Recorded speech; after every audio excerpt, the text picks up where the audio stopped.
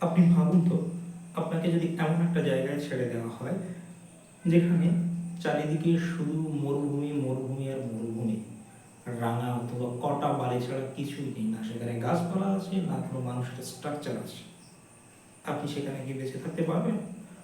হয়তো না। কিন্তু এমন একটা জাতি আছে যারা এই উষর প্রকৃতিকে বন্ধু করে দীর্ঘদিন, দীর্ঘ বছর সেখানে বহাল তবিয়তে বেঁচে আছে এবং তাদের জীবনধারাকে এগিয়ে নিয়ে যাচ্ছে আগের দিকে। কোন জাতি? সেটা হচ্ছে বেদুইন জাতি। বেদুইন শব্দটা আমাদের জেনারেশন যারা আছে এরা প্রথম পরিচিত হয় রবীন্দ্রনাথ ঠাকুরের দুরন্ত আশা বলে একটা কবিতা। সে কবিতাতে একটা খুব সুন্দর লাইন ছিল, ইহার চেয়ে হতাম যদি আরব বেদুইন, চরণতলে বিশাল মরু দিগন্তে বিলীন। রবীন্দ্রনাথ ঠাকুরের ভীষণ ইচ্ছা হয়েছিল সে যদি বেদুইন হতে পারতো তাহলে কি না ভালো হতো। চলুন ধীরে ধীরে বেদুইন সম্পর্কে আলোচনা করি, তারপর আপনি বা আমি ভেবে দেখবো আসলে বেদুইন হওয়া সম্ভব কি সম্ভব নয়।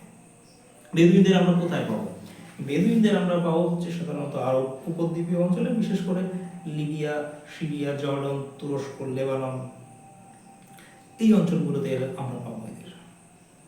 এদের নির্দিষ্ট কোনো আবাসস্থল বা পার্মানেন্ট স্ট্রাকচার বলে কিছু নেই।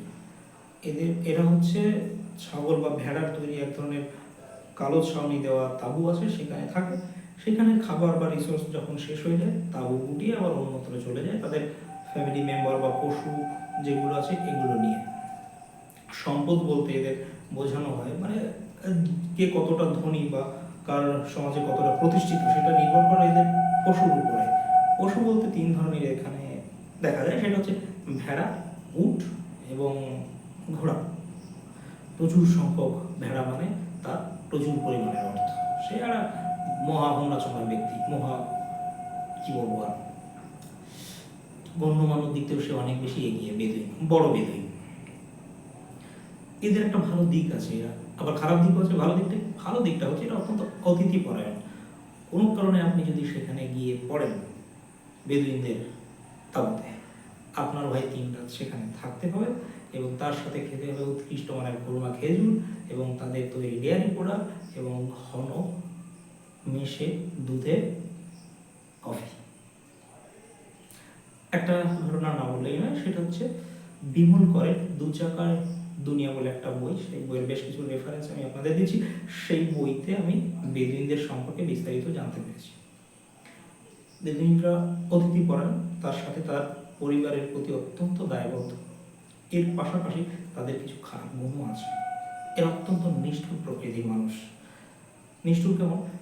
সবাই নয়, বেশ কিছু বেদুইন এরকম আছে তাদের কাজই হচ্ছে লুটতরাজ করা। সেই সময়, এটা 1920-র আশেপাশে সময়কালের কথা, সেই সময় যারা হজ যাত্রী যেত, এরা হজ যাত্রী যদি দেখতো যে এই হজ যাত্রীর সংখ্যা কম, এদের অ্যাটাক করতে সুবিধা হতো, তো সেই হজ যাত্রীর উপরে ওরা অ্যাটাক করতো এবং অ্যাটাক করে তাদের ধন সম্পত্তি সব কিছু লুট করে নিয়ে চলে আসতো।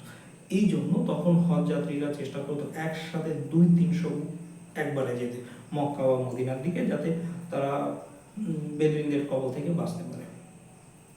সেখান থেকে আমি আরেকটা জিনিস পেয়েছি, সেটা হচ্ছে বন্দুক।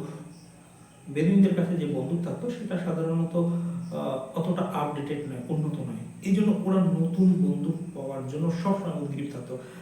এই বর্ণনা দেওয়া আছে সেখানে, একটা ভালো বন্দুকের জন্য তারা তাদের নিজের সহধর্মিণীকে ত্যাগ করতে পিছু পা হতো না এবং যে কোনো মুহূর্তে তুমি তাকে একটা ভালো বন্দুকের লোভ দেখালে তার নিজের সন্তানের শিরোচ্ছেদ করতেও পিছু পা হতো না। এটাই ছিল হচ্ছে বেদুইনদের নেচার। বেদুইনরা কি করতো? ধরুন কোনো একটা জায়গায় গেল, সেখানে 20 দিন, 25 দিন, 1 মাস, 3 মাস থাকার পরে সেখানে জল বা পশুখাদ্য শেষ হয়ে গেলে তারা অন্যত্র যাবে, অন্যত্র গেল। ঠিক তেমনি অন্য আরেকটা গোষ্ঠী সেখানে আসে, মাঝখানে একটা উর্বর জায়গা যেখানে ঘাস আছে, পর্যাপ্ত পরিমাণে জল আছে, যেখানে হয়তো 3-4 মাস তারা সার্ভাইভ করতে পারে। কিন্তু অপর দিক থেকে আর একটা দল আসলো, দুটো দল মুখোমুখি, কেউ ওই জায়গাটার দখল নেবে। এই সময় কি হলো, দুটোর ভিতরে কনফ্লিক্ট বা যুদ্ধ অবধারিত, যুদ্ধ হবেই। যে দল জিতে যেত সেই বিজিত দল পরাজিত দলের যত ভেড়া, উট আছে সেগুলো নিয়ে নিত, সম্পদ নিয়ে নিত, বন্দুক নিয়ে নিত, আর ওই পরাজিত দলের নারীদের অধিকারও নিয়ে নিত হচ্ছে বিজিত দল। এটাই ছিল বেদুইনদের ধর্ম বা নেচার, যাই বলুন। তবে আরেকটা জিনিস না বললেই নয়, সেটা হচ্ছে এদের মোশাক দিয়ে টক দই তৈরি করার পদ্ধতি। এটা আমার বেশ ইন্টারেস্টিং লেগেছে। এরা কী করতো, কোনো একটা হৃষ্টপুষ্ট ভেড়াকে প্রথমে নিত, নেওয়ার পরে ন্যূনতম পরিমাণের চামড়া ফেলে মাংসটা বের করে নিত, বাকিটা চার পা গলা বেঁধে ওই চামড়ার ভিতরে পুরো ভেড়া বা উটের দুধ দিয়ে দিত।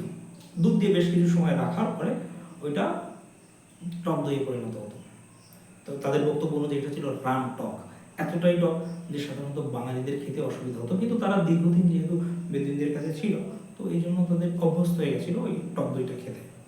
তো ইউটিউবে বেশ কিছু আপনি পেয়ে যাবেন, যেমন টার্কিতে এক প্রকারের চিজ বানায় অত্যন্ত, মানে সেইখানে ওরা বেশ গর্ব বা সম্মানের সাথে খায় সেই চিজটা। সেটা হচ্ছে ভেড়া বা ছাগলের চামড়ার ভিতরে এই ফার্মেন্ট করা কিছু দিয়ে চিজটা মানে অনেকটা সেই ধরনের পদ্ধতি। তো ভালো, এটা খেলো।